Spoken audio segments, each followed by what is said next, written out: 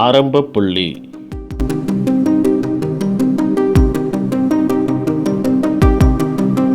கிராமத்தில் வளர்ந்த ஒரு இளைஞன் தன்னுடைய படிப்பை முடித்தவுடன் வேலை தேட ஆரம்பித்தான்.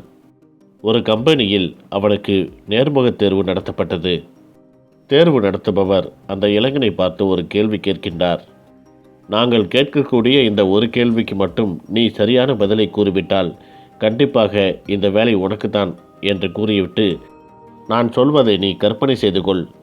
கையில் உணவு பட்டலம், ஒரு துப்பாக்கி, ஒரு செல்போன் இவைகளை மட்டும் நீ எடுத்துக்கொண்டு ஒரு காட்டிற்குள் செல்கிறாய். அங்கே ஒரு கூடாரத்தை பார்க்கின்றாய். அந்த கூடாரத்தின் உள்ளே சென்று அமர்ந்து சாப்பிடுகிறாய். அந்த கூடாரத்தின் மூலையில் ஒரு பெட்டி உள்ளது. அந்த பெட்டியில் என்ன இருக்கின்றது என்று திறந்து பார்க்கின்றாய். அந்த பெட்டி முழுவதும் தங்க காசுகள் நிரம்பி உள்ளன. அந்த தங்க காசுகளை எடுத்துக்கொண்டு வீட்டிற்கு செல்லலாம் என்று முடிவு செய்கிறாய்.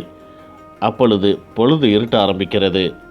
இருட்டுவதற்கு முன்னால் வீட்டிற்கு செல்ல வேண்டும் என்று அந்த பெட்டியை தூக்கி கொண்டு நீ நடக்கின்றாய். திடீரென உன் பின்னால் சிங்கம் கர்ஜிப்பதை கேட்கின்றாய். அதற்கு எதிர் திசையில் வேகமாக ஓட ஆரம்பிக்கின்றாய். மதம் பிடித்த யானை ஒன்று எதிரே வேகமாக உன்னை நோக்கி ஓடி வருவதை பார்க்கின்றாய். பின்னால் திரும்பி பார்த்தால் சிங்கம் கோபத்தோடு வந்து கொண்டிருக்கிறது. எதிரே மதம் பிடித்த யானை வேகமாக தாக்க வருகிறது. பொழுது இருட்ட ஆரம்பித்து விட்டது. இப்படிப்பட்ட ஒரு கடினமான சூழ்நிலையில் நீ என்ன முடிவெடுப்பாய் என்று அந்த இளைஞனை பார்த்து அந்த தேர்வு வைத்தவர் கேட்டார். அதற்கு அந்த இளைஞன் கூறினான், என்னை கற்பனை செய்து கொள்ள சொன்னீர்கள். என்னுடைய கற்பனையை அந்த இடத்திலேயே நிறுத்திவிட்டு என்னுடைய வேலையை நான் பார்க்க ஆரம்பித்து விடுவேன் என்று கூறினானாம். சிக்கலான ஒரு பிரச்சனைக்கு எளிய முறையில் தீர்வு கண்ட அந்த இளைஞனுக்கு அந்த கம்பெனியில் வேலை போட்டு கொடுத்தார்கள்.